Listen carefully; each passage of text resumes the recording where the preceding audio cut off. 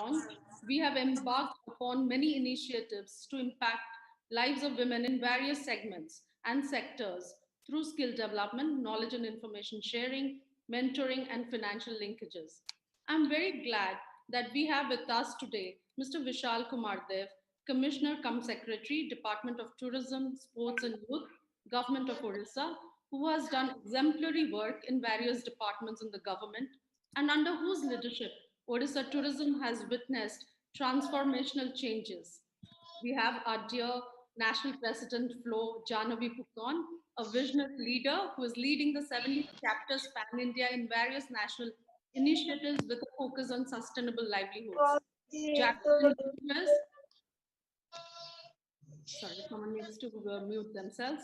Jacqueline Winquist, who wears multiple hats and is an author, interpol, and a business promoter. And she conducts regular trips to India with tourists from the US. And Dr. Seetal Kumar Palbabu, our very own Odia man, who is at the forefront of many international development and trade initiatives globally.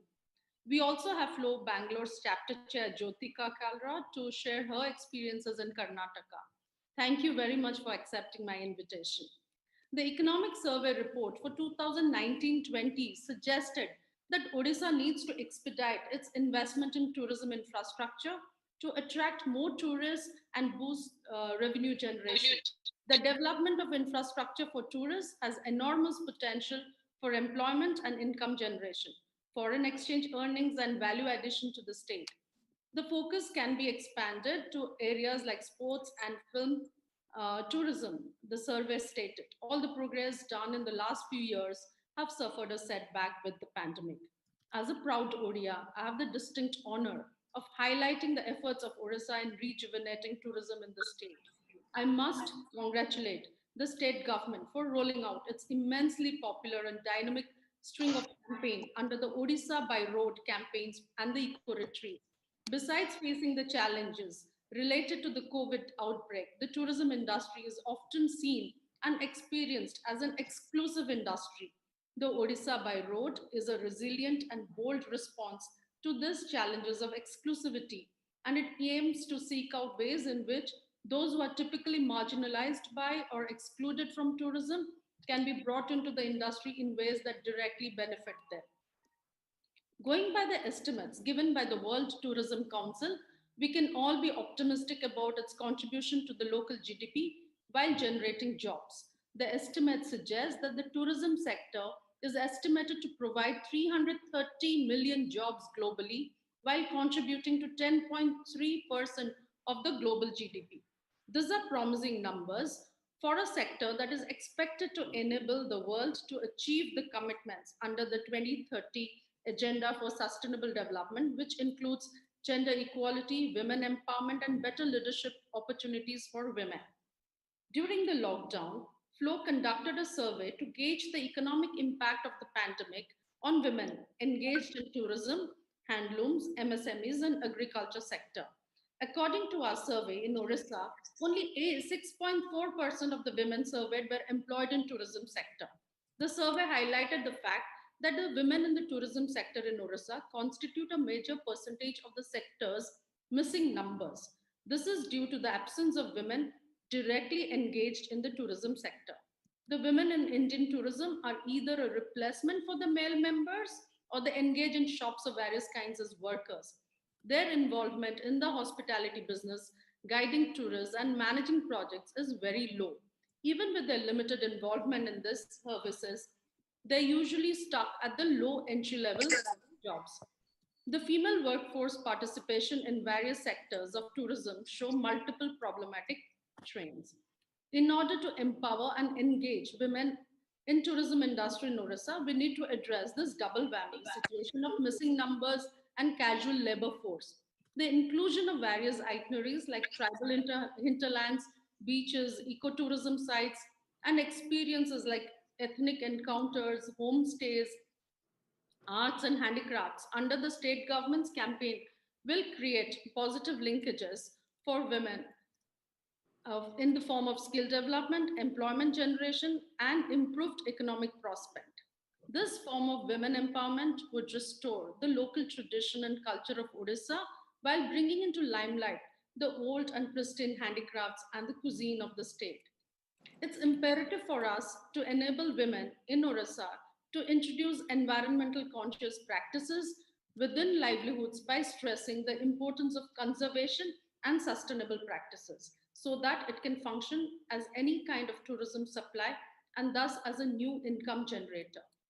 As part of FLO's national initiative of village adoption program, we in Orissa have adopted 4 villages in partnership with Chilika Development Authority and Hamara Bachpan Trust in Krishna block of Puri district, Satpada. The emphasis is on a resilient and sustainable community-based tourism where we plan to build skills of youth and women in becoming tourist guides, operate Didi cafes, and others. I look forward to hearing from our esteemed panel their vision, plans, and experiences that can revive and rebuild the tourism and hospitality sector in Orissa, with, of course, active participation of women entrepreneurs and more women employed and engaged in the sector in this new world order. Thank you very much.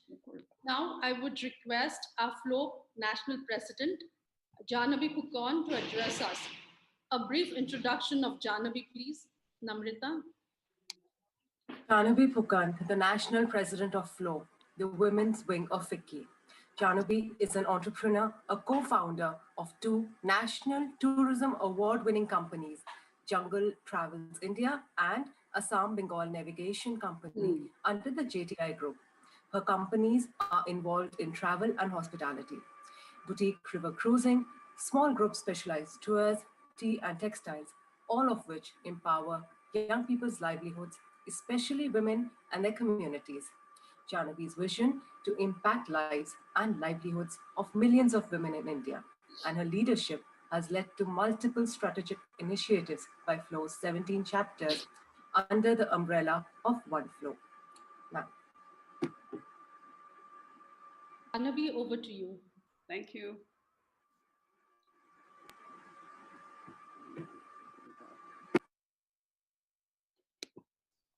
Just a moment, please.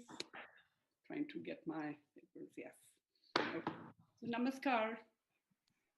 A warm welcome to Shri Vishal Dev, Commissioner and Secretary, Department of Tourism, Government of Orissa, Ms. Jacqueline Lindquist, Indophile, author, brand ambassador, Dr. Sital Kumar Palbabu, Chief Program Officer at the International Trade Center, Myanmar.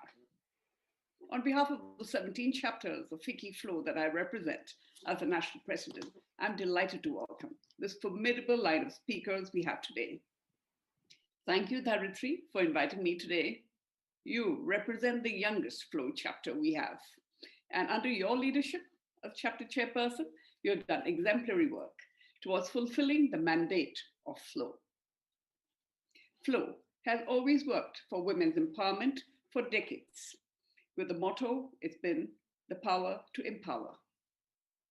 This year, as the 37th president and the first president from India's Northeast, the ethos of sustainability is what I brought to the table, and it's part of the mandate of FLOW. I think coming from where I do, I had to make it my mission to work towards sustainable practices and sustainable livelihoods for women's economic upliftment. And what better model can we think about than the tourism sector? This is that sustainable livelihood model which has always been there, but the women's role in it has been largely unrecognized, unacknowledged, and undermonetized. Tourism can provide women with opportunities for workforce participation, leadership, entrepreneurship, and empowerment more than any other sector. And it works at all 3 levels. If you're looking at rural, to the urban, to the formal workforce, there's tourism in every line. And why tourism? Because it has less emphasis on formal education, on training. It has more emphasis on the personal and hospitality skills, and it gives more flexible work-life balance and greater options for micro-entrepreneurship with far less capital. So coming in this year, we first started with a mandate with the government of India And we signed an MOU with the Ministry of Tourism under the presence of our Union Minister, Prahlad Singh Patel. And the government has really taken cognizance of the force women can play and are ready to recognize this. We know we have several plans in hand for what we are going to do in this sector. We know COVID has put a stamp, a stop to a lot of the work we planned, but we are taking this up in a phased manner. And this is the time when we want that the informal sector of the tourism industry be stand up and acknowledged. You know, in 2019, we find the tourism industry alone accounted for 9.2% of our country's GDP. And India ranked third among 185 countries in terms of travel and tourism's total contribution to her GDP. What did this mean? It was 4.2 crore jobs in the formal sector in tourism last year. We don't have any figures for the millions in the informal sector of this industry. They've eked out their living in the ripple effects of tourism. There are no figures of how badly they were impacted. What the World Travel Tourism Council last year, in its report on travel and tourism driving women's success, that spoke about how increasing the female employment participation can reduce poverty, can sustain economic growth, and of course, support women's independence. The overall share of Indian women in the travel and tourism employment is in fact greater than the overall economy in 11 of the 19 G20 countries. This is stated in 2019. So coming to this year, when COVID has changed the world as we knew it, we know sustainability has to be at the heart of the new normal. And especially when we're looking at the tourism and hospitality sector, which I'm delighted to be part of today, we know we not only have to revive it, but we have to rewire it. Let me speak about my experience as an entrepreneur in last three decades in this line from Assam in Northeast. We've always worked in ecotourism. We've always been sustainable practitioners of tourism. We didn't know the buzzwords then. These are the new mantra which has now come about, and it's a good thing too, that people are more conscious and more respectful of the environment, of the people, of the communities, that tourism alone, to speak of my experience in my own companies, when we started our company called Jungle Travels India, it was simply to bring in tourists to see jungles of Assam and the Northeast. We knew tourism for us was never just a business model. It had to empower communities along with us. We had to take the people with us. I don't think any business is worth its while if you're not supporting and contributing to the entire ecosystem.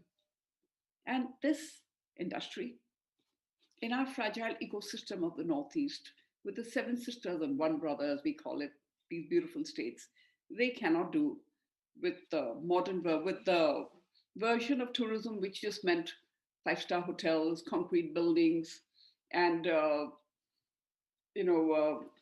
larger, fancier sort of infrastructure to be built. For our take on tourism was high-end tourism and low impact on the ground. Because we needed tourists to come in who would appreciate and understand where we come from and where we live in sustainable life, in sustainable harmony with nature. We cannot offer you the palaces of Rajasthan or the imposing buildings of the architecture of other states of our huge countries that was like a subcontinent. But yes, we offer you nature. We are close to nature. We live off the ground, off the land and its peoples.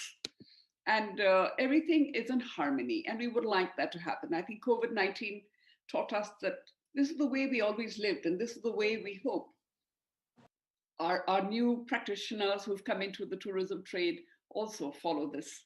Because that is the only way forward. Otherwise, with over-tourism, that would also be end of the ecosystem. So how did we manage in these troubled times, when we know with COVID, let me tell you our experience. We were the pioneers of long distance river cruising since 2003. The only tourists we ever had were the overseas market. We opened up the market. We put India on the international cruising map of the world. And we're very proud of that. But we were India's best kept secret because we didn't work with the domestic market. Now, this year, for the first time in 16 years, over 16 years, we are concentrating on how can we bring in the domestic market. We've had to change our entire perspective, our itineraries, our routings from our 7 nights cruises. We've moved to 2 nights and even 1 night without compromising on our value proposition. We've modified and redesigned experiences to accommodate the social distancing and hygiene issues. Now, with these limited numbers, our cruises were always limited numbers. We did not carry more than 24 people on our first 2 ships. On the second 2, we can now sleep 40 people. But we wanted to be closer. And since it's been the very core of what we do in our business, we will be able to manage and tide the way. And in the meantime, through COVID times, the idea was to keep the morale of our company high, keep our employees going, even though we did not retrench, but we had to subsidize and cut down on their pay structures, but we kept the communities together because finally it is a responsibility for all the companies like ours and in the tourism trade to work on your own team. This is the time when we realize that another key component of your business is the human resources. So when we started the company, we worked with the local people. We raised people from the ground, from our villages, from our small towns, who today are confidently working in this ecosystem and being able to derive their livelihood and be able to learn along the way. So when COVID came upon us, we fell back on our favorite saying that when the fishermen cannot go out to sea, they repair their nets. So we concentrated on our people. We trained them, we enthused them, and we relearned how the others were working in the market. So with our limited numbers as it is, we remain that private experience, the exclusive experience. We know that the travel or tour operators need to amend rigid booking rules, cancellation policies if they wish to appeal to the last minute tourists who will come in now. We've also seen that technology is playing a great part, which we were not very dependent on the social media because we had our assured market from the large wholesale, large cruise companies who would promote us year on year. And we booked on their brochures 2 years ahead. All that had changed. And now we had to look at how do we get onto the social media? How do we tell our old fellow countrymen and women to come and visit this part of the Northeast? For our Indians who are the largest travelers overseas, who are now no longer being able to travel abroad, are now looking at their own backyard and appreciating what they have. This is also the time when our Prime Minister had I think, prophetically spoken about Dekho Apna Desh this year, that travel within your own country, galvanize your own economy, learn, appreciate your own culture. Because tourism is that industry which can sustain everyone along the way on all levels. When we're looking at the rural tourism, what Haritvi has spoken about our vision this year to also adopt a village in each of our chapters. And some of our chapters have done even more than that we work on microcosms of women in each of our region, geographic region that Flo represents. And in that, when we did the village adoption, there was also the potential for the village tourism, for rural tourism, and training a woman along the way. So everyone, all the women in this value chain had an opportunity. And that is why when this year, the United Nations has in fact named World Tourism Day as the theme being tourism and rural development, it could not have been more appropriate because the 2020 edition is what the World Tourism Organization put forward. and our villages, going back to our nature, helping our women to revive their arts and crafts, use the local cuisine, enjoy the local festivities, empower them to learn about, give them the SOPs to be able to confidently handle the rural homestays. There's opportunity everywhere in agriculture, handloom, handicrafts. Everything is so meshed together with tourism in our country because we can only speak for our own experiences. And though we don't need Western models or other models to learn from. We have to learn from within our own model, I think, and come up with our own unique way of thinking. So that at Flow, we also signed an MOU with the National Skills Development Corporation, NSDC.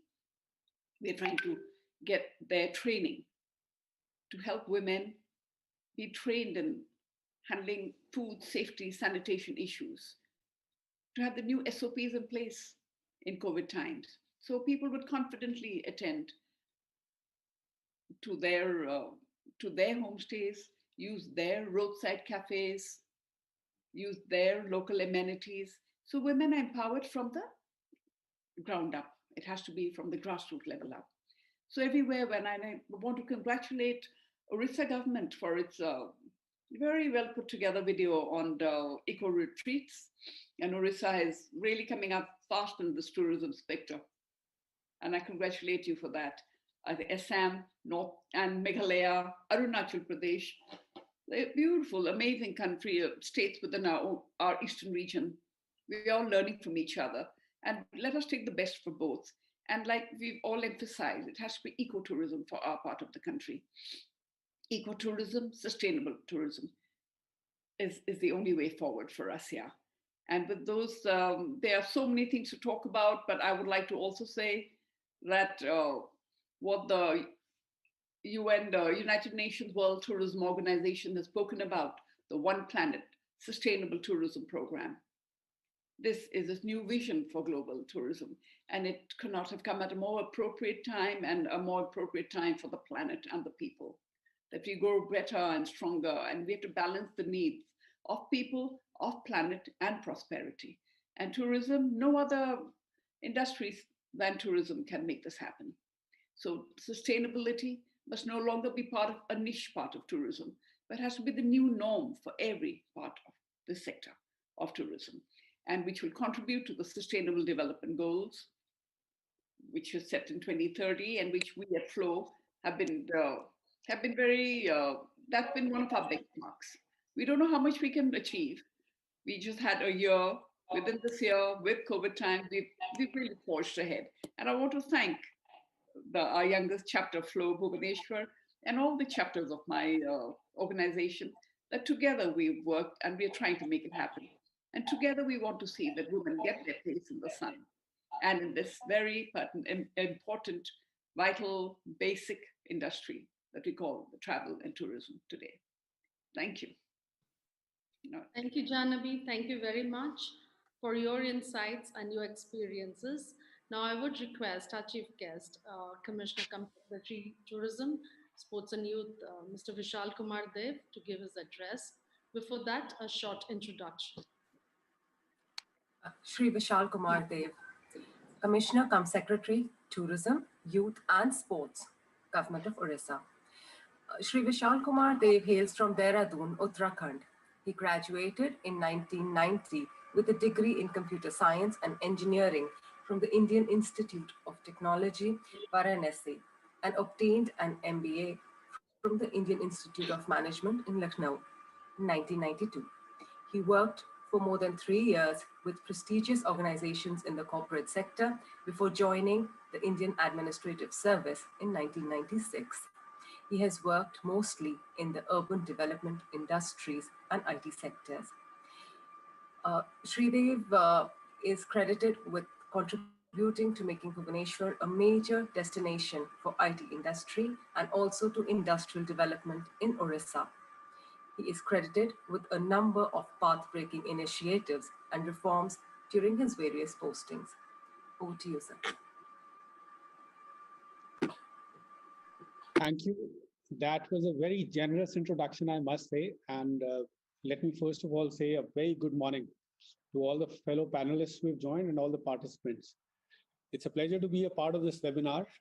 FICCI has actually been the leader as far as talking about revival of tourism and hospitality sector within the country is concerned. I've been part of several webinars earlier, which were on more or less a similar subject. And it delighted my heart knowing when Dharitri was talking about Odisha this morning.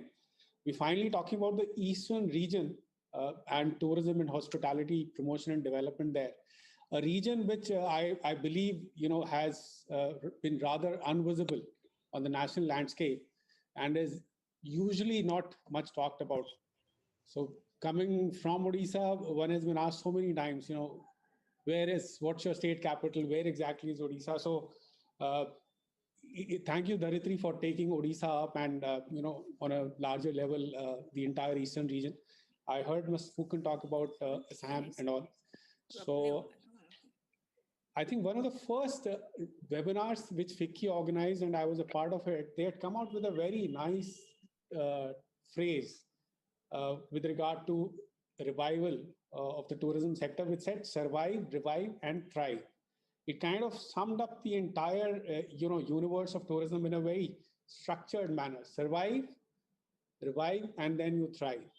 And when you talk about the revival of the tourism sector, the last 6 months while the nation was in lockdown, I think have been rather busy for us in the tourism department. We've been very busy thrashing out new policies, new plans, redefining our strategies, some of which I'll touch upon during my presentation.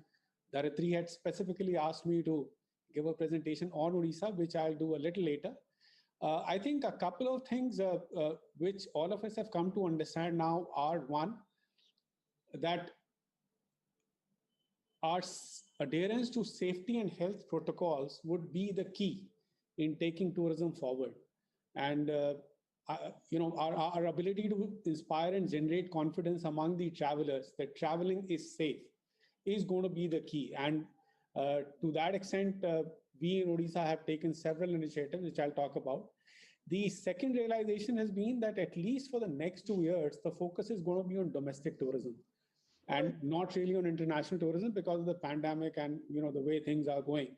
Of course, we are at the verge of, I believe US has just about started its vaccination program, but there are lots of ifs and buts about that. And it's not going to be easy for vaccines to be available in India, and also what kind of vaccines that we'll get. The one that Pfizer has is it requires a cold chain of minus 70 degrees, which is not so easy to maintain in India. So that is, the next 2 years are still going to be a challenge as far as attracting international tourists are concerned. But as I said, the focus will be on promoting domestic tourism for all of us. And I do have a presentation on that. I can see Dr. Ranu Pujari has also joined. He taught us economics. Sir, namaskar. He taught us economics while we were under training at the Lal Bahadur Shastri Academy. And sir, I must remind you once again that I was the second topper of your course after Iqbal Dhaliwal, who was our batch topper and also, an MA in economics from the Delhi School of Economics. So that is something which I keep reminding you again and again. But so we have worked out certain plans, which I'll share with you. But before that, it's an opportunity to talk about Odisha, a state which, as I mentioned earlier, is not really heard about much. And there is so much that has happened over the last 20 years. Odisha is a state which was always known as, a poor and a backward state. But I must tell you that the last 20 years have been truly transformative. And I don't think any other state has undergone so much of positive and developmental transformation as Odisha has. So let me very briefly touch upon that, and then we'll carry on with the presentation. So it was in the late 90s. Odisha is a very rich state as far as its mineral wealth is concerned. So more than 90% of the nickel and chrome ore in the country, about 55% of bauxite, 30% of iron ore, 25% of coal. So mineral wealth-wise, we are a very rich state, but that hadn't really made any difference to the fortunes of the state till about late 90s, when we adopted a policy of value addition, which basically meant that if anyone wanted our mineral wealth, they had to set up their plants here in the state of Odisha. And it was this policy which kind of led to the who's who of the steel, the power, the aluminium sector, wanting to set up their plants in the state. And from then on, it's been a great story of development. For the last 15 years, we've been consistently among the top 3 investment destinations in the country. And very recently, last year, we in fact toppled Maharashtra and were recognized as the #1 state in terms of investment attraction. So for a state which was never there in the industrial firmament of the country, coming to be the #1 state actually means a lot. Again, since 2009 onwards, we've been growing at a rate which is consistently higher than the national average growth rate. We are a power surplus state. We supply power to the southern and eastern grids. And today, 20% of India's steel and 54% of India's aluminium is produced by Odisha. A no mean feat. And as far as poverty reduction is concerned, we are again the leader in the state. We also are the only state which has doubled its farmers' incomes. We are the leading state when it comes to rural housing, rural roads, forestry, fisheries, agriculture, etc. So the purpose of talking about this is to show that good governance has been a very high priority in the state of Odisha. And it is not just about investments in industrial development, but it's also about human development, about sustainability. And therefore, our Honorable Chief Minister has also won several awards as the best administrator and the best Chief Minister, Economic Times, India Today, and several other groups. So governance has been a priority for us. I was talking to you about the importance of adhering to the COVID protocols. So we've taken a lead in that, and we have engaged with the entire hospitality and tourism fraternity within Odisha by conducting sensitization and training workshops for them. So employees of hotels, restaurants, cab drivers, taxi drivers, we've conducted training and sensitization programs for all of them. And on the 23rd of this month, we will be doing a similar program for tour operators of the state.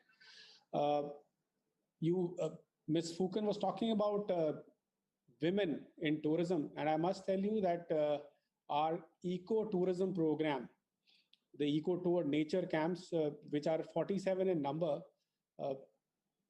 are managed by the community, the local community, and 80% of the income generated from the projects goes to the local community. And again, about 80% of the community is women.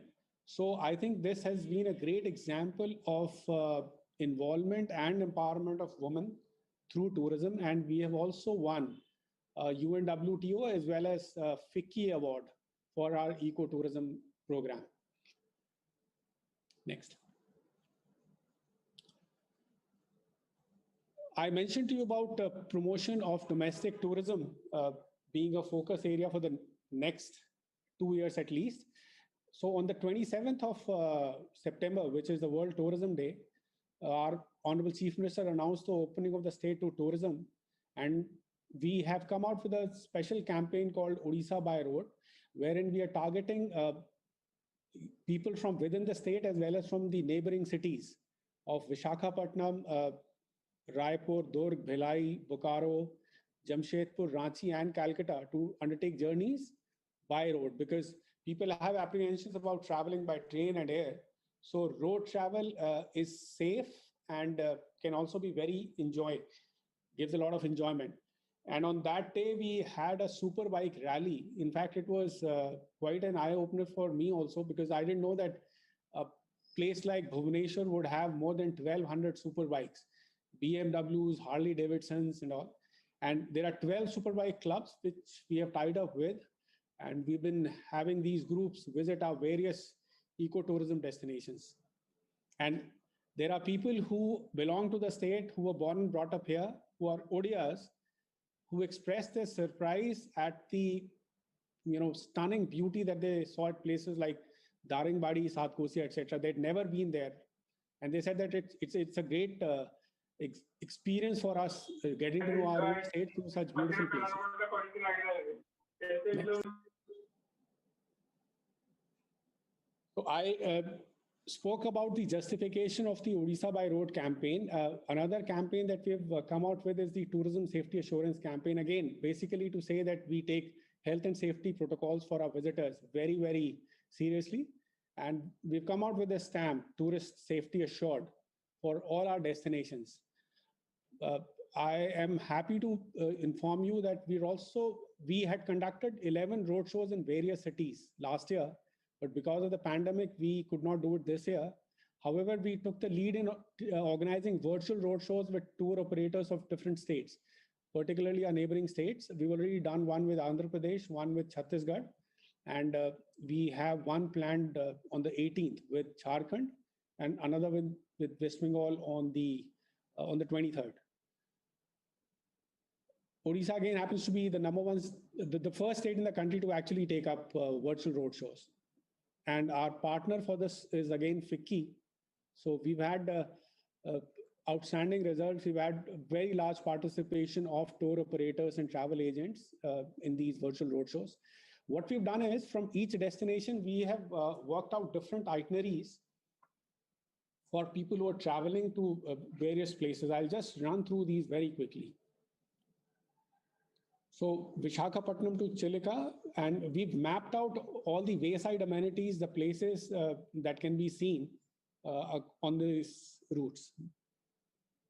So Visakhapatnam to Koraput via Devmali Hill. Devmali Hill is again a very beautiful place and very close to the famous Araku Valley. Daringbadi is called the Kashmir of Odisha and a stunningly beautiful place. Bhitarkanika is one of our wildlife sanctuaries. It's famous for its mangroves and crocodile. It has one of the largest crocodile sanctuaries. It is one of the largest crocodile sanctuaries in the country. And it's also famous for a unique phenomena of nesting of eggs by olive ridley turtles, which travel thousands of kilometers to lay eggs on the beaches around this area. It's important to know that there are 3 places in the world which see this nesting of olive ridley turtles: Costa Rica, Mexico, and Odisha in India. Debrigad is a wildlife sanctuary which is very close to Hirakud Dam. So again, mapping out itineraries from all these cities around Odisha to various destinations, from Ranchi, Jamshedpur to Simlipal, carry on. Again to Kyunjhar. We are also very famous for our festivals. The most famous and popular is the Kunal Dance Festival, which is held every year from the 1st to the 5th of December. We had major doubts because there were no permissions for organizing cultural festivals, but this is done in an open air auditorium with the Kunal temple as a backdrop. So we decided to go ahead, and I think it is a study in, again, adherence to COVID protocols. We had our normal capacity of 2,100 coming down to about 500, but we ensured that there was complete compliance to the safety and health protocols for the pandemic. We held it very successfully, and it became the first cultural festival to be organized post the pandemic, post the locking down lifting in India. The Sand Art Festival is also organized alongside the Kunal Dance Festival, and we have several other festivals which are in the pipeline. We have a Chilka National Bird Festival next month, along with Mukteshwar Dance Festival, which focuses on classical Odissi dance.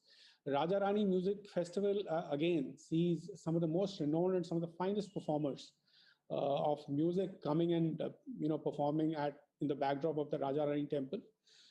We have Vrindavan Mahotsav, which we organize jointly with the foundation of Pandit Hari Prasad Chaurasia, one of the most renowned flutists in the world. And we are now we have decided to organize Odia cuisine festivals across the country. Odia cuisine is another area which has been hitherto unknown, but it's famous because it derives from the temple cuisine of Lord Jagannath. And the philosophy there is more from less, so more taste from less oil. As far as its tourism offerings are concerned, Odisha offers a platter of experiences which perhaps no other state in the country can match. From spiritual and heritage tourism to wetland tourism to ecotourism and wildlife tourism, we have a very rich array of crafts and handicrafts. Again, 23% of our population is tribal, spread across 62 diverse tribal groups. And therefore, ethnic tourism becomes a very important part of our tourism offerings. I would also like to mention about Chilka Lake. Just go to the previous slide. Chilka Lake actually happens to be the largest brackish water lake in India, and it houses, again, the largest wintering ground for migratory birds at Nalaban. And the Chilka Bird Festival is a tribute to that.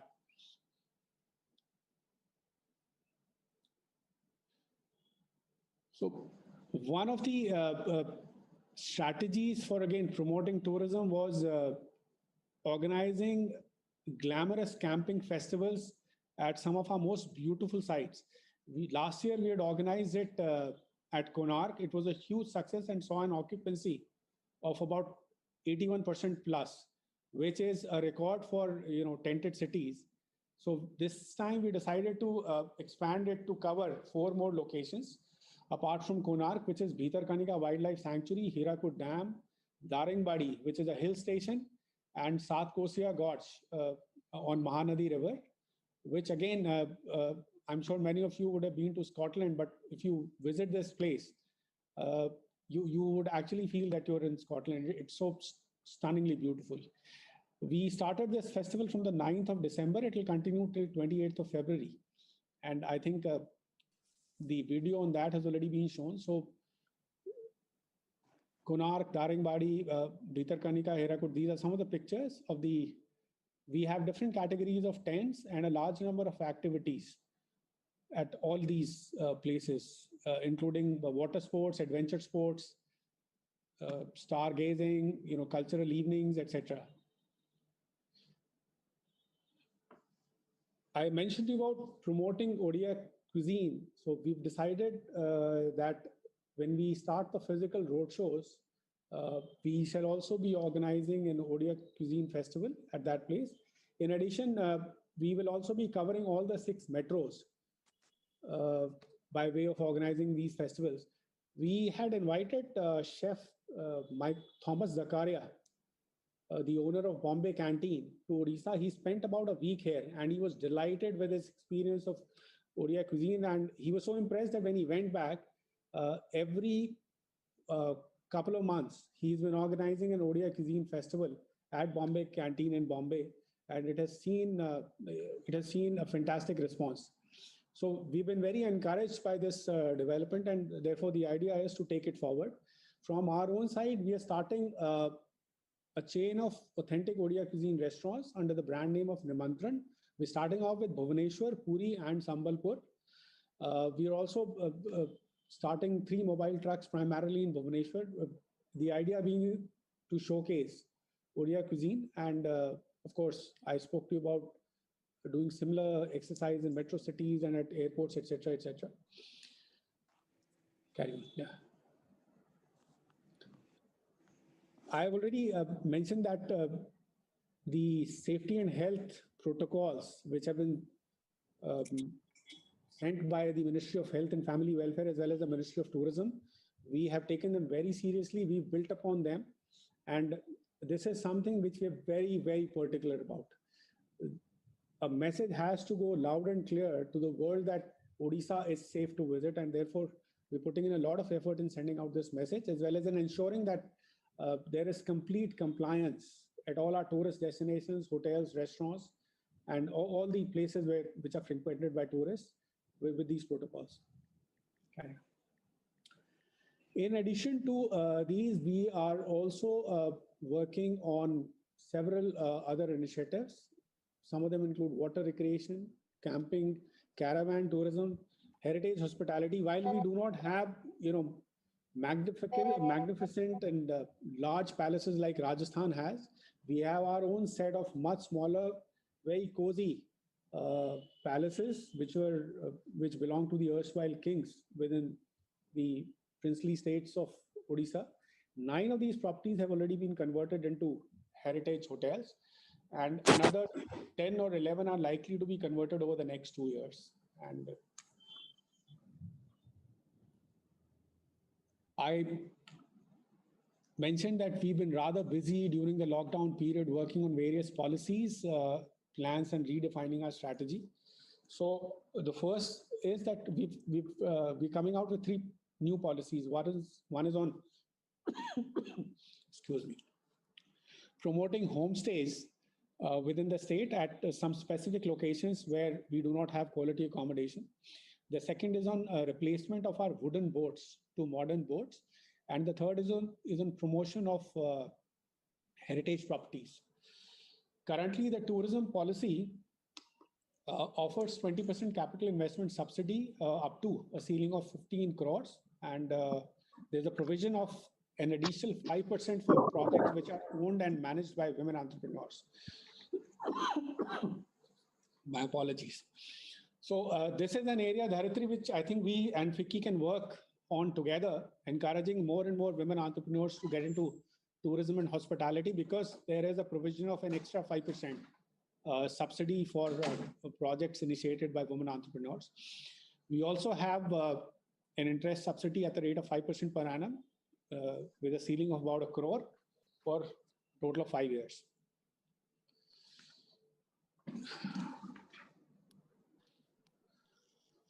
So these were some of the interventions that we have taken. We have also been discussing with the government of India that there is an opportunity for various states to work together, and we have therefore promoted MOUs with Jharkhand, Chhattisgarh, West Bengal. We already have one with Gujarat, wherein we are saying that let's say we will promote Chhattisgarh within Odisha, and Odisha can be promoted by Chhattisgarh government. So a mutually beneficial and win-win relationship is what we're looking forward to.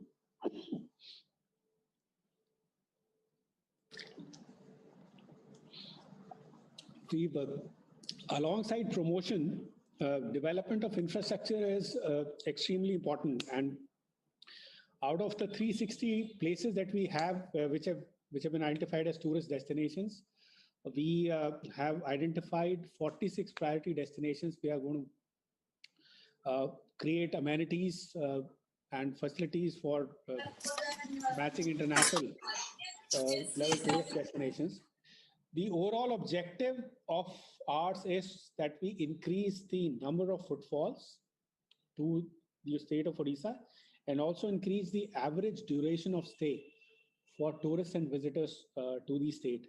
And integrated planning and development of our tourist destinations, along with regional long duration circuits. Let's say a tourist is visiting Assam. He could also make the duration longer by including West Bengal, Odisha, or other nearby states within his itinerary and his plan. So that is something which we're working on. And houseboats are another key areas which we are looking at. We had recently done an expression of interest for initiating river cruises within the state, and we got an excellent response. There are 17 agencies which have responded and expressed a desire to start river cruises within the state of Odisha. Introduction of houseboats is another area that we're looking at. We will be introducing houseboats in the next 3 to 4 months in the water bodies of Chilka, Hirakud, and the backwaters of Bhitarkanika. So this is this sums up all that we have planned and all that we are doing. And Ms. Fukan has a company which runs cruises. We've been in discussions with your team, ma'am, Yes. along with Mr. Ashish Fukan. Yes. And we are looking forward to inviting you all to also look at Odisha while your, for your river cruises. Thank you so much. Thank you.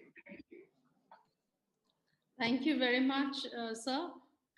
This was really nice, and a lot of people have been messaging that this is the first time they're hearing about and seeing Orissa. So I'm so glad, you made the invisible part of our state visible. Thank you very much. Now I would request Jacqueline. It's almost midnight for her. She's in Colorado. Jacqueline, over to you. A brief introduction of Jacqueline, please. Jacqueline is a graduate of the University of Virginia, where she earned a degree in rhetoric and communications and foreign languages, and of the Alliance Française in Paris.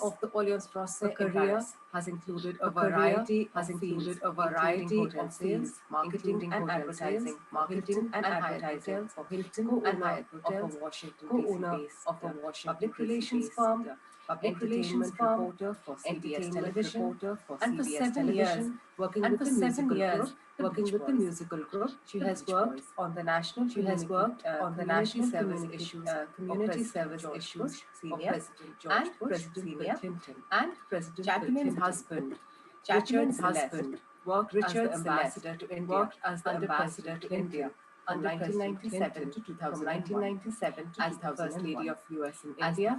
Jacqueline worked on a variety of issues, including HIV/AIDS, including HIV causes, women, the environment causes, breast cancer awareness, and the promotion of fashion. Jacqueline is also the co-author of Jacqueline's Love of India, spawned a variety of business enterprises, jewelry company, sold US, sold Saks Fifth Avenue, US, Saks Fifth Taylor, and a variety of boutiques. A fashion company, Karma, promotes Indian fashion designers in 2002.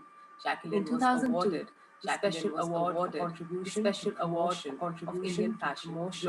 Indian Fashion globally, globally, Bollywood Awards in New York City. For 10 years, Jacqueline served as the Chief Serendipity Officer at Waterhead International, which works in over 1,000 sites in India and Africa, bringing clean, safe drinking water, providing jobs and opportunities to women, and eradicating plastic, corporate offices, and in community. Thank you. Over to you, Jacqueline. Thank you. Over to you, Jacqueline. Oh, good Lord, that was way too long. Anyway, namaste, namaskar, belated Diwali, happy Hanukkah and Merry Christmas, and Merry Christmas, very happy and very happy New Year to all of us. We're all looking forward to that. I know. First of all, thank you so much for including me, Co-worker of mine at Water Health, even though we didn't overlap. I appreciate your service to the world, clean, safe drinking water to the world. And let me just say, I love Orissa. The first time was twice, right after the unfortunate cyclone that hit in 1999. And we toured the countryside, which was at the time devastated, but luckily we were able to come back. We are big lovers of the state. We are big lovers of the state. We are big lovers of the chief minister and his entire extended family, who we are absolutely pleased and delighted to be here. Absolutely pleased and delighted to be here. So let me just tell you this. I am an accidental tourist. And what I mean by that is this. In 1997, we moved to India, where Dick was ambassador. He had lived in India in the 60s. He was the assistant to the ambassador, a man named Chester Bowles, who some of you that are old enough to remember him might know. And so while we lived in India, we had 280 house guests come and stay with us over the 4 years that we lived there. And Dick and I traveled to every single state in India. So we traveled about every 10 days. And when people came to visit us in India, they just didn't come for like a week or two. They came for 3 weeks. It was quite a commitment to be there. So we took all of them with us on whatever trip we had scheduled, whether it was to Manipur or whether it was to Jodhpur or whether it was to Hyderabad, they came along. And because they were traveling with, obviously the ambassador, traveling with the ambassador is a great fun, but more importantly, I think having the historical perspective that Dick could bring to the travels, having been in India in the 60s and then again in the 90s. So they all thought they had the quintessential experience. And, people, when we got back from India, my husband became a college president here in Colorado. And I remember the board of trustees and members of the faculty said to us, "Oh my God, it's such a shame we didn't visit you in India, know you when you lived in India. We would have loved to experience India through your eyes." And we said, "Right, wait, we can do that." So that's when we started becoming accidental tourist guides, as I said. So I partnered with a woman who I'd worked with in India named Ganeev Rajkocha, who's on the call with us today. She and her husband Yusuf Zahir actually were the pioneers in bringing whitewater rafting to India, and had a beautiful company called Himalayan River Rafters, and subsequently has started a company called Next Stop India. And she and I have now planned trips for people to India, over 800 people in the course of the last 20 years, ages 4 to 89. And we've gone to at least 20 states in India during that time. Janabi, we were in India in October of last year, and we went up to the Glenburn Tea Estate, and we walked across the bridge and we dipped a toe in Assam and then quickly ran back because we didn't have our papers to stay much longer. But what I found was traveling through India with, we do kids trips, we do ladies only trips, we do trips, that are just couples, etc. So we've really mixed it up. But what I found the most important thing that we did in all of the time that we went to India is this. Everybody falls in love with India because we explain everything to them. People don't like what they don't understand. And so we take the time to explain to them, why is the cow there? Why is this happening? What's the difference between that turban and this turban, etc. And so they all took away a profound love for India. And I have to tell you, some people have been back on six trips with us, right? The world is a really big place. And for these people to commit 2 to 3 weeks of their life, and we're staying in the finest hotels in the world, as well as in tented camps in Bhuj and on river boats in down in South India. But it's an investment. It's an investment in time, and it's an investment of their money. And the fact that they keep coming back speaks to the fact that A, they love India, B, obviously we put together a hell of a trip, and C, there's just so much to see in India. So every trip we do is slightly different, just to bring back those repeat customers. But the one thing that made a real difference was when I started working at Water Health. People loved India and they left saying, "What can we do? How can we help?" We're good friends with the Bissell family, so we get them to support the Fab India school that's down in Bali and in Rajasthan. But when I started working with Water Health, the difference maker for us was every single person on the trip would donate $1,000 to $10,000, depending on their ability, to build a water health center in one of the communities, the villages that we visited. So not only were they experiencing 5-star luxury, but they had something that they left behind. Their name was on a plaque. We inaugurated the Water Health Center. The entire village would come out to witness it. They'd meet the woman operator that we most likely employed to run the Water Health Center.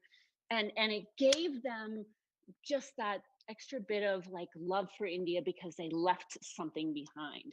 And I found every trip I do from now on will incorporate some sort of service aspect, even though we didn't physically build it because we didn't have time, like a Habitat for Humanity project. But just the fact that we left something behind made such a difference, especially to the young people. The biggest trip we ever did was the first Water Health trip. And we had 64 people. Can you believe that? 64 people on our trip. And that was a trip that included people from the age of 4 to 89. It was basically 8 families of 8. And in each case, somebody in the family had come to India on one of our previous trips and had decided to either bring their grandchildren or their grandparents.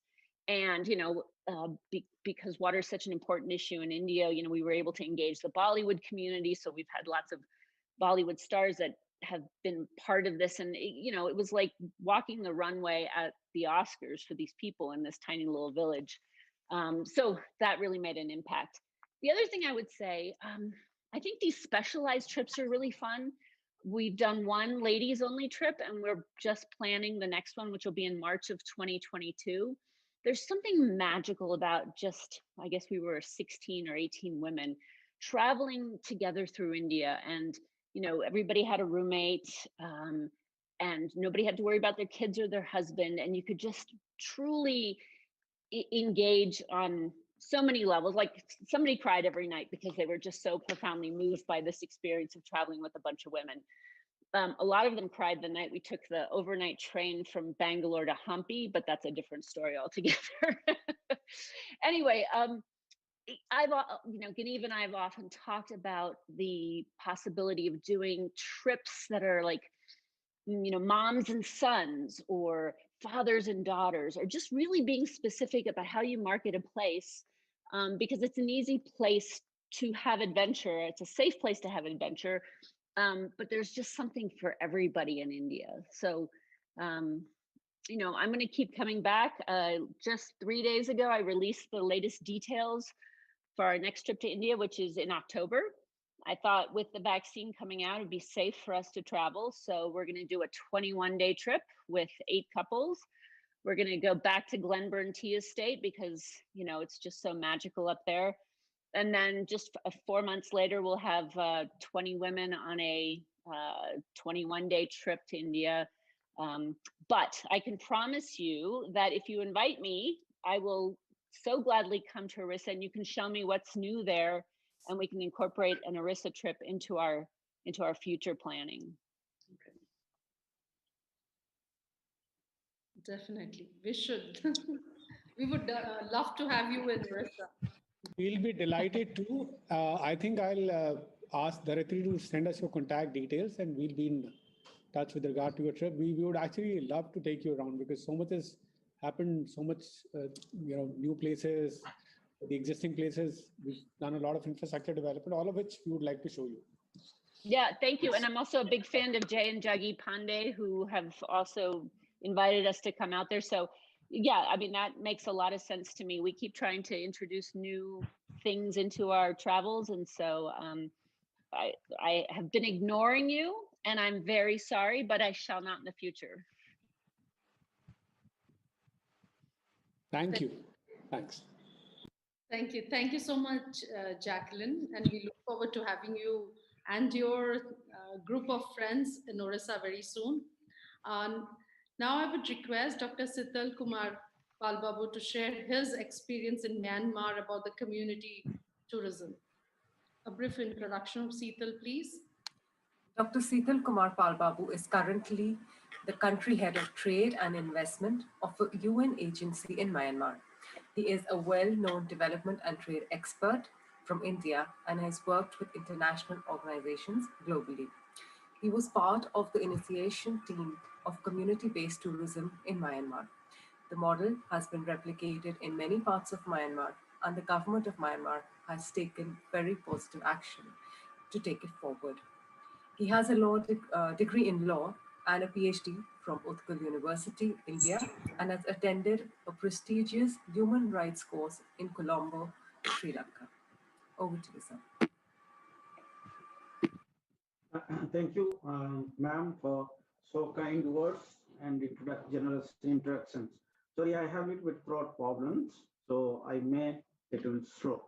I would like to thank you, FLO, Dharitri Patnaik and ma'am Janavi, and I'm glad to see Sri Vishal Dev, Commissioner Cum Secretary, and Jacqueline Madam too here. And I'm really privileged to be part of these panels. Thank you very much, ma'am. Actually, what President Janavi ma'am was telling, that we should have this local things. To be honest with you, what I would like to share today is I learned from India, Orissa. It's in fact from Dharitri Patnaik. I replicated here and get big success. And that is again, I'm sharing back to Orissa people and my India people again. So therefore, I'm very glad. Actually.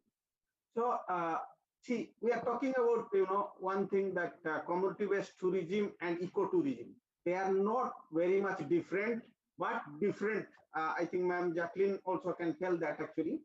Now in Orissa, we are promoting ecotourism actually, but when in global level now trend is community-based tourism, how much profit going to the community?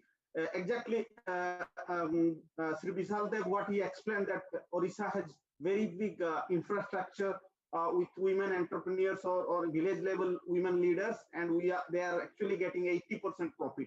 But we need to market it properly to international level, saying that because in international level still ecotourism is owned by the travel agents or the big agents. How when they hear actually the 80% profit is going to the communities, and they feel actually to come and contribute to the community development. That's the difference on the marketing. So we actually initiated in 2014 community-based planning process. Again, now when we are FLO is saying we adopt a village, that kind of things, the social mapping and all these things. One village, 3-4 villages, they came together and say we want to do a also community-based tourism kind of thing, because there is a place called Bagan. Every year, more than 3 million people they visit. Whoever visit, they visit Bagan. So then they say only 1.5 hour, 1 hour travel from us. Why not we can bring them a little bit here?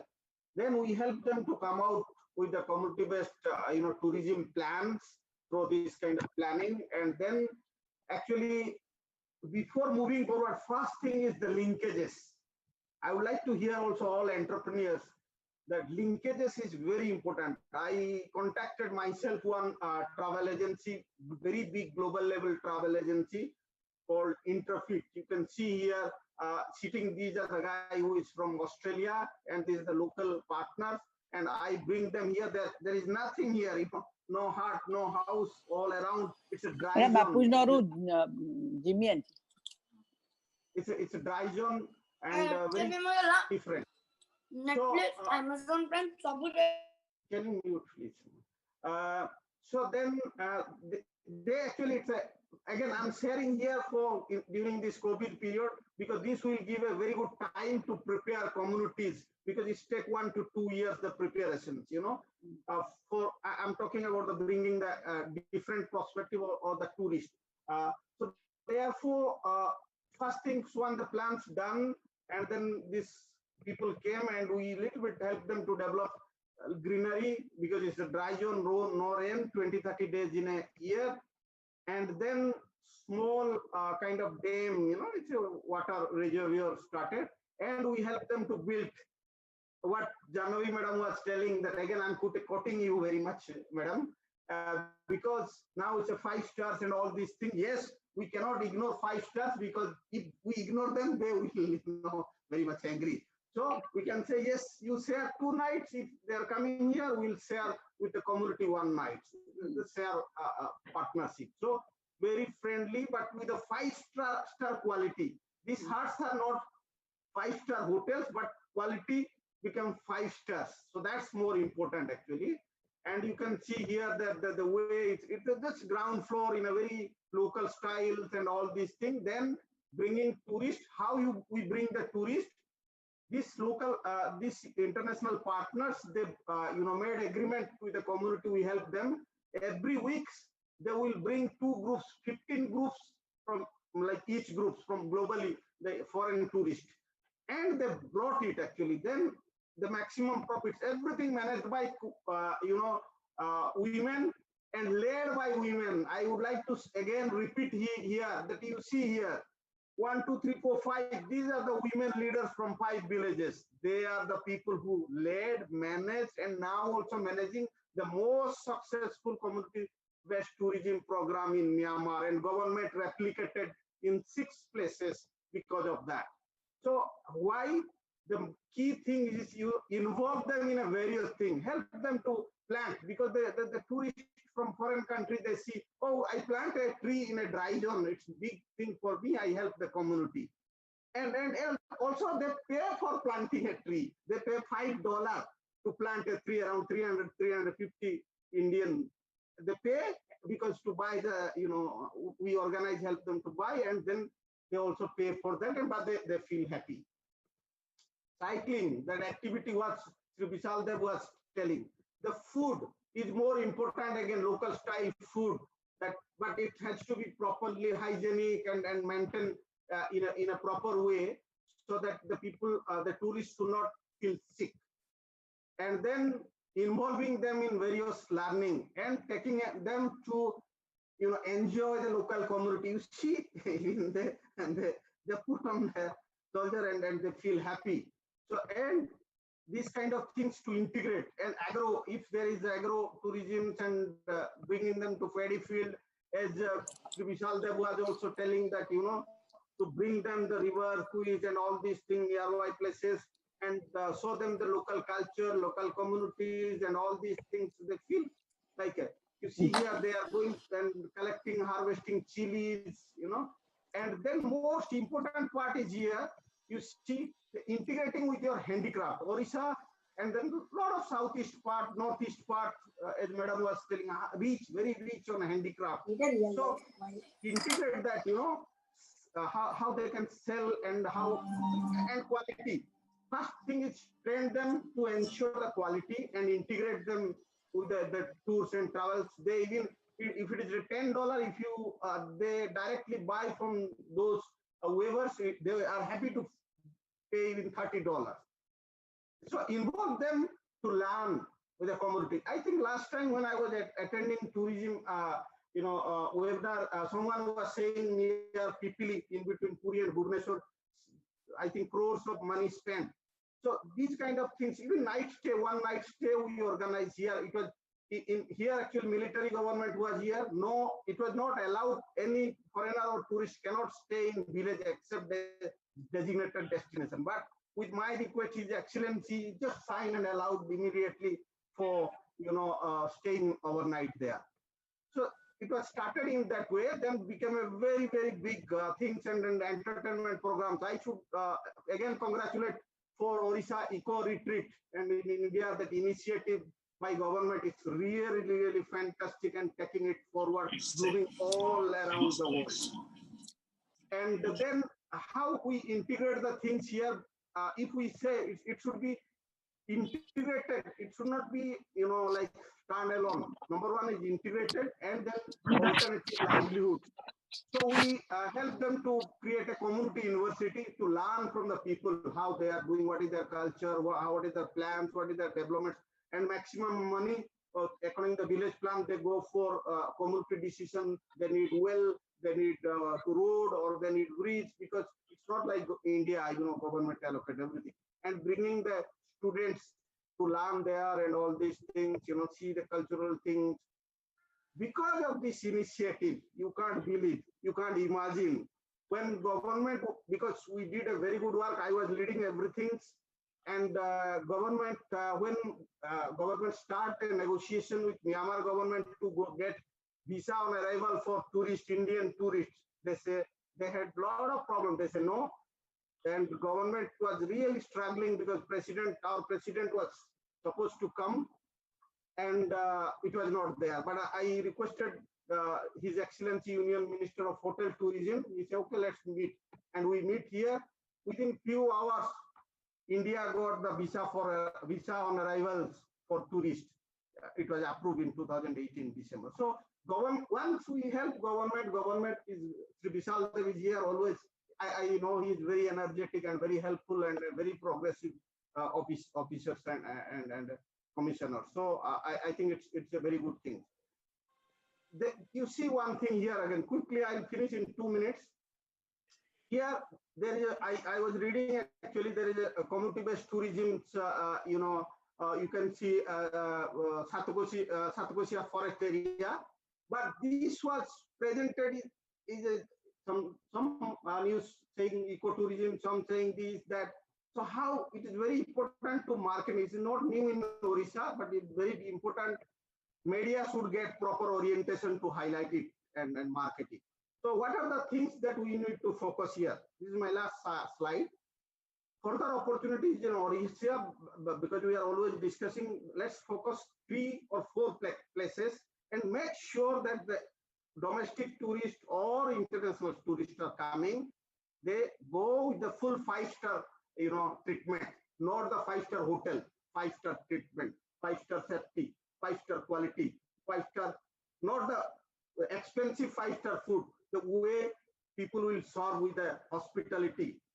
Those things I'm telling. And then nearby, let's develop some community-based tourism, like Mongala Jodi is there, and Devkun in Moyurbhanj are there.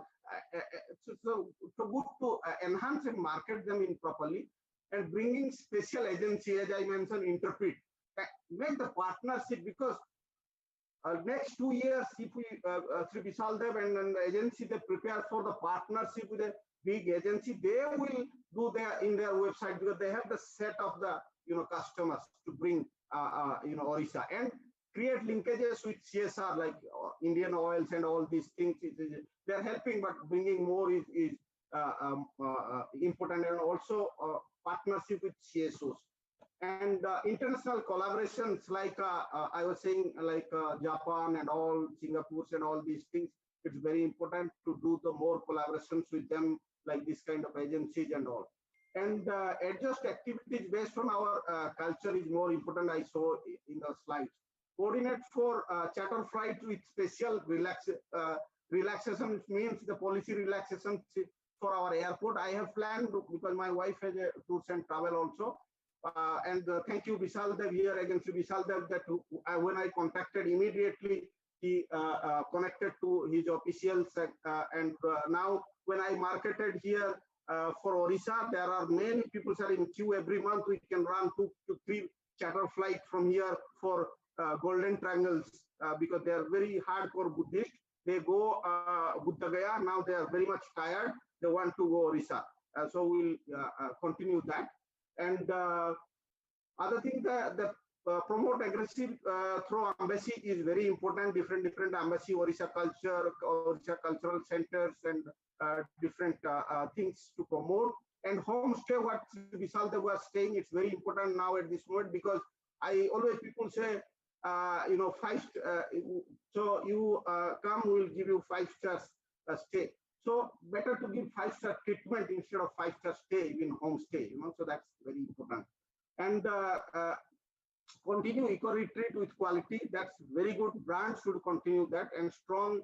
Another thing is, Mr. Vishal Dev is here, strong tourism export strategy. I don't know whether Orissa or other states and region, maybe FICCI floor can have partnership with different states. So very good to have the export strategy. I'm helping Myanmar government for various export strategy, including tourism export strategy and investment promotion. So I'm happy to support if government of Orissa or any government they required. And the last point also, that the branding. One thing from Orissa, again, the Boito Yatra. I was talking here, the tourism minister is very happy. Like if we do Asian, kind of that our previous ancient period, that Boito kind of things, just to campaign, like way you do the motor rally or cycle rally. So good to do those kind of things. Again, I'm here always to assist. And integrated community-based tourism, like training, education, educational things, sharing, community universities, comprehensive development is very, very important and crucial. So why I presented these things to just to share what I learned from Orissa and implemented, and it is led by the women's. So it's good to share in FLO platform, and Orissa governments and FLO, they are doing fantastic job just to contribute. And thank you very much for this opportunity, and thank you very much again, FLO. Thanks, Seetal. That was an excellent presentation and a lot of cross learnings from Orissa to Myanmar and Myanmar to Orissa. Can you please stop sharing your screen? We've overshot the time, and I know there are many people who want to ask questions. Maybe we'll just take 1 or 2 questions if our panelists are fine with it. Can we take? So, I'll call upon Pooja Modi, who's a Flow Bhubaneswar member, to ask her question. Pooja, over to you.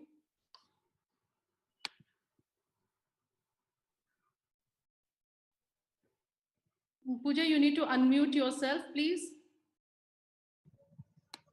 Thank you so much, Dharitri. Good afternoon to all the esteemed guests and fellow members. It's an absolute honor to be part of this wonderful event. I'm happy and excited to introduce myself as Pooja Modi from Cuttack. I, along with my husband, Mr. Mukesh Modi, have a travel management company known in the name of Sanskriti. We excel in handling corporate travel that includes airfare and hotel reservations. This year, we have partnered with the organizers of Eco Retreat Orissa and take immense pride in promoting the same. We personally have visited Eco Retreat Bhitarkanika, and the experience has been phenomenal. I take this opportunity to congratulate Orissa Tourism for their efforts in these challenging times. We shall be highly honored if we can associate our organization with Orissa Tourism Development. Can you please suggest how to be a part of this?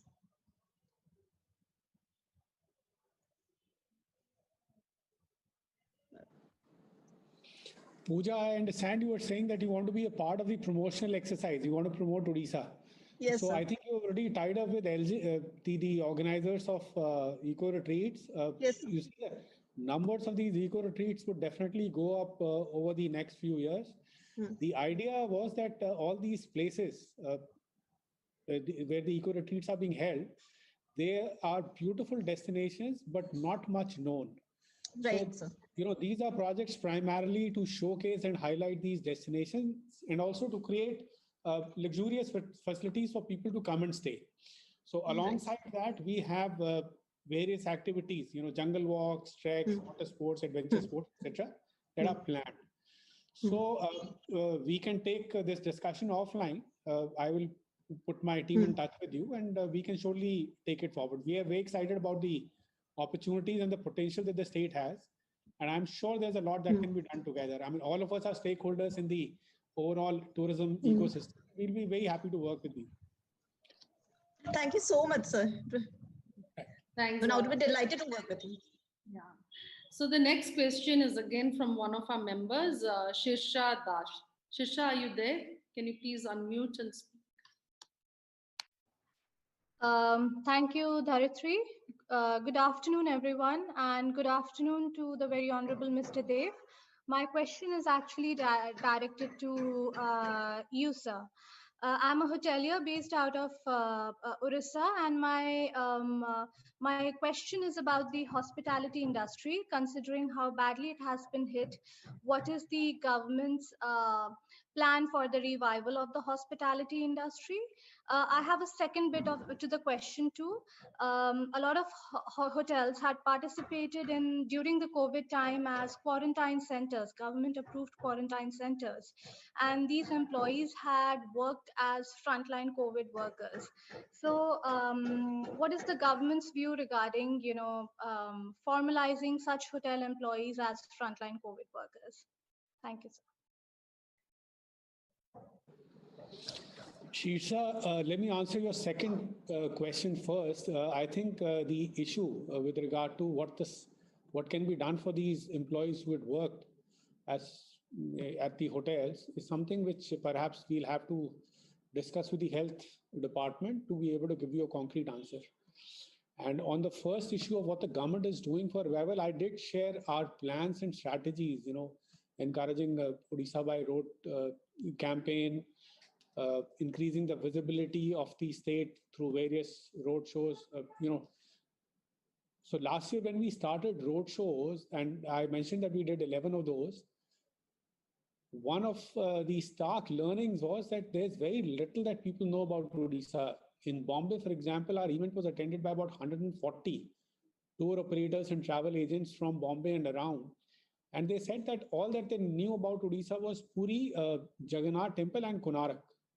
Nothing else. And they said that, this presentation where you've spoken about ecotourism destinations, about arts and crafts of Odisha, about the cuisine, etc., has been an eye-opener. So I think that is the visibility aspect is something which we have to strengthen. We have to take it forward, leverage what we have, showcase it to the world through different mediums. Social media has become very important, and we have a very strong team working on that. Apart from that, we have also had discussions about some kind of a support package that we can bring for the tourism and hospitality industry, which has been badly hit because of the pandemic. We are working on that still. Discussions are underway because we were also hopeful that the government of India would come out with a package, which didn't happen. So from the state side, we are working on a package. As of now, I am not able to share the details with you, but in all probability, maybe in about a month or so, you all should get to hear some good news on that front. I hope it answers your question. Otherwise, we can take it offline. Yes, sir. Yes, sir. I mean, it's good to know that the government is considering a package. My question was more directed at the hospitality industry, but yes, your answer does kind of give, kind of an answer. So the tourism policy that we have, is also being strengthened. We are trying to look at what are the best practices across the country, and we are trying to incorporate all those aspects and the provisions in the new policy, which we'll be bringing out early next year. And there's a very strong component for women entrepreneurs there. So Dharitri should be excited about it. In any case, even today, we provide additional subsidy for women entrepreneurs. Please do make use of it. Yes, since you're an entrepreneur already. Right. Yes, sir. Thanks. Thank you. And the last question, and we will wind up. We've got Dr. Chandrasekhar Khuntia from Dubai here, and he wants to make an intervention.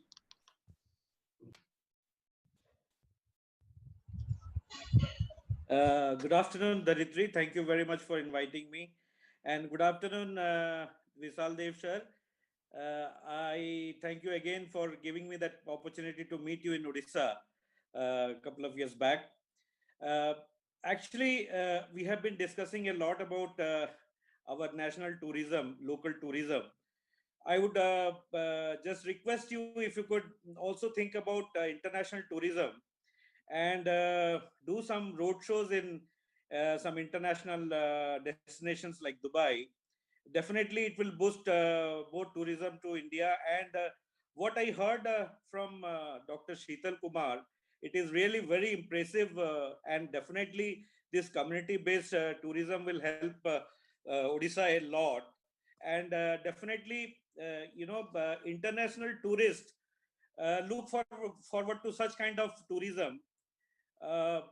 So we should develop that kind of tourism in Odisha, community-based tourism, because that will not only bring a big group of people to Odisha. At the same time, they'll be staying for a longer period of time exploring Odisha. So that will definitely benefit our industry, tourism industry. And I'm sure FICCI is aware about the, Expo 2020, which is going to happen in 2021. And they are the main organizers for the India Pavilion in Dubai, Expo.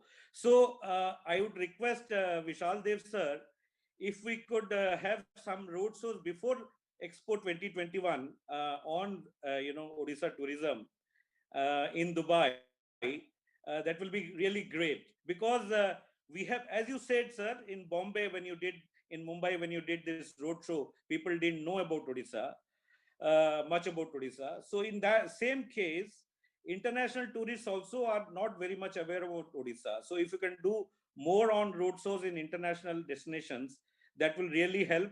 And we need more of international tourists also, including our national tourists. And one more thing I would like to say, sir, I'm really glad that you're coming up with this kind of restaurants like Nimantran in Odisha, promoting Odia food. If you could do the same thing outside Odisha in major cities in India, including cities internationally like Dubai, then it will really help a lot, because we have to promote our food outside Odisha. Odisha already know about our food. If we could promote our food outside Odisha, then it will be better. And in Dubai, I promise you, we will give you all necessary support, all logistic support, all manpower support to have some kind of, food promotion, cultural promotion, tourism promotion, whatever you can do, we are always there to help you. Thank you. Thank you. Thank you, Dharitri. Thanks. Dharitri, can I just share one thought real fast? Yes. You have some of the most beautiful beaches in India, in Orissa. And it's always surprising to Genevieve when we're planning these trips that I tell her we want to spend 2 days on the beach, in the water, in the sun, all day. and we were on one of our trips, we went down to Bhuj, and just south of Bhuj is a place called Manvi, where they build all the big boats, and there's some beautiful beaches there. And we stayed there for 2 days, in just very simple tents that were constructed right on the ocean. And it was magical. So don't forget that we crazy people like to sit in the sun and become nice and tan like you Indians as often as possible. So think about that European market that doesn't have the sunshine, especially in the winter months. The Germans, the Brits, the French, they all love a cheap, affordable place to go, right? And Goa's too busy now. So they love that adventure of the beaches. And I'd be happy to help you market that.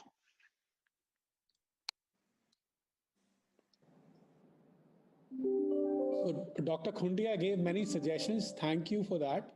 A couple of things just to put the things in perspective. So first is that as of 2018, we had about 15 million domestic tourists, and we had about 100,000 foreign tourists.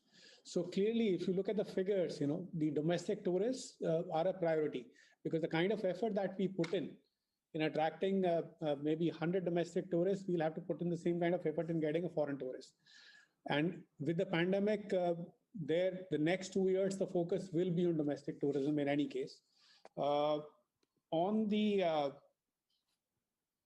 issue of starting the Nimantran Odia cuisine restaurants, I have the Director Tourism and Managing Director of the Tourism Development Corporation, Mr. Sachin Jadhav, whose idea it was to start these Odia cuisine restaurants. So I'll give it to him to talk about that. My request to you and to all the non-resident Odias is that whenever you visit Odisha, alongside visiting your village, please also make it a point to visit at least 2 or 3 tourist destinations within the state.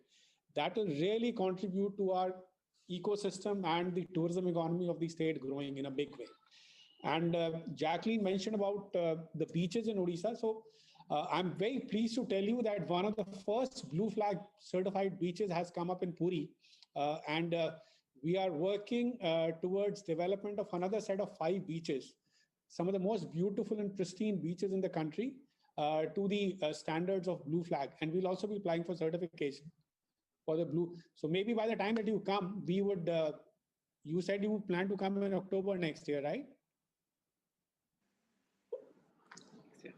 Yes, but I think what probably I'd love to do is in March, ahead of my women's trip, in March of 2022, spend some like a week down there and see what you have to offer for our next trip. So yes.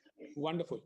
And on the foreign tourist side, I would also like to inform that when we started Eco Retreat last year, we'd had a meeting with tour operators in Delhi who were very excited with the project. Typically, a luxury tented city sees an accommodation level of about 50%. We did about 81% plus. So that's again a huge success. And had it not been for the pandemic, we would definitely have marketed these Eco Retreat projects to the foreign audience as well. But we will definitely do it for the next year. Thank you. Sachin. Yeah.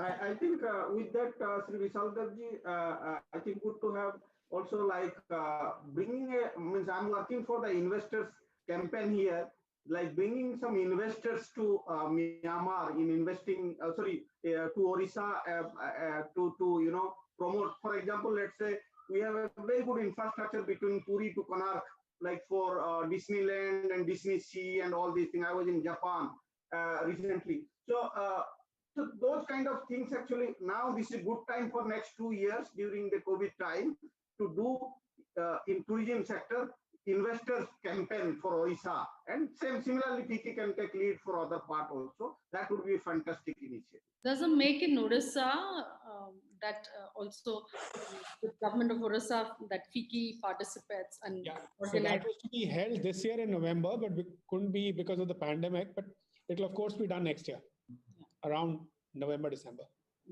Sachin. Yeah, thank you, sir. So just to elaborate about that Nimantran initiative and Odia cuisine, the idea evolved over discussion, several rounds of discussion with specialists in Odia cuisine, and a couple of webinars also held under the chairmanship of Secretary Sir and Master Chefs Odisha, as well as various Odia chefs situated across the world. They were invited for that webinar, and through discussions and churning, this idea was evolved. Odisha Tourism wants Odia entrepreneurs, so to say, to promote Odia cuisine restaurants. But to begin and to kickstart it, we thought it is appropriate that Odisha Tourism takes initiative in starting dedicated Odia cuisine restaurants. It's not that such restaurants are not available or not present in Odisha or elsewhere, but there is a stark absence of a clear-cut presence of these restaurants on the map of cuisine. Outside the state of Odisha, we rarely find Odia cuisine dishes, and very few Odia cuisine dishes are known to the public outside. Whereas Odisha is full of food. The Lord of Odisha, the Lord of this place, is a Lord of food, Lord of cuisine, Lord Jagannath. So temple cuisine itself is one category, seafood is another category, tribal food is another. We go on listing, and in the process, we also learn a lot of things about cuisine per se. And we thought that it will be a good idea to start in the first phase at 3 locations. One on the Puri beach, which recently sir has mentioned about that blue flag certification. So on that blue flag beach, we are opening one new restaurant. It will be a modular kind of temporary structure, a beautiful structure we are going to erect. And I believe by March 2021, it will be operational. Another will be at Bhubaneswar because it is a capital city. And another will be in the Western Odisha. We have a beautiful palace, old palace, renovated and restored by Intact, that Rani Bakri Palace in Sambalpur. That will be converted into a heritage restaurant, Nimantran. So at these 3 places in the first phase.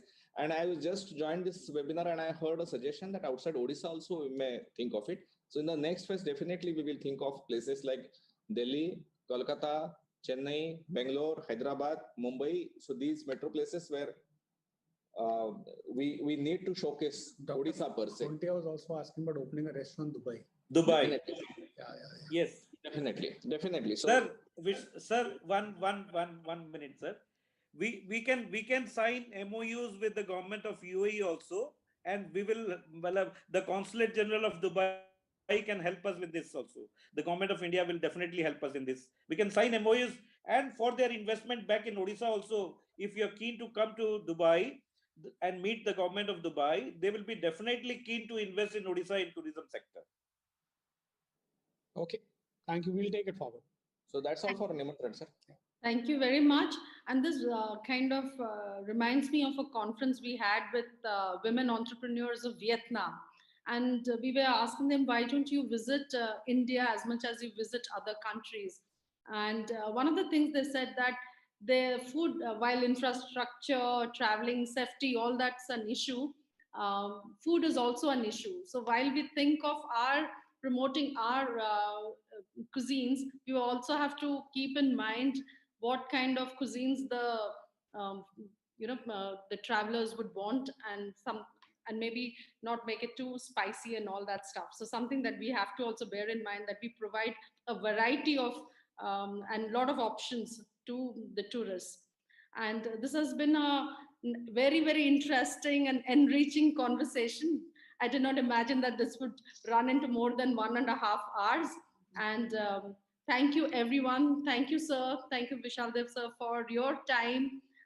Thanks, Jahnavi, for all your support, encouragement, and insights and guidance. Thanks, Jacqueline. And we look forward to having you and making, Orissa, the way you, how like I kind of got, I noticed Jacqueline because the way she was promoting India. And I was like, she's constantly talking about India, and her love for India is contagious. So I hope now your love for Orissa has to be contagious and you have to spread it all around. Thank you so much for being with us in the middle of the night. Thank you, Seetal, for being there always. Let's have more of this cross learnings and try to incorporate them in our work in Orissa. Thank you all who've logged in from outside India, Orissa, other chapters. I saw past presidents of FLOW. Thank you very much for joining us, for your support. And thank you, FLOW members. Thank you, everyone. Namaskar. Thank you. Jahnavi, you wanted to say something? I just have one word. I wanted to thank your Secretary Tourism, Orissa, and we'll definitely be there at your invitation. And through Dharitri, I want to thank all of you for this very vital and interesting program that we've had, and invite all of you to visit Orissa and Eastern India.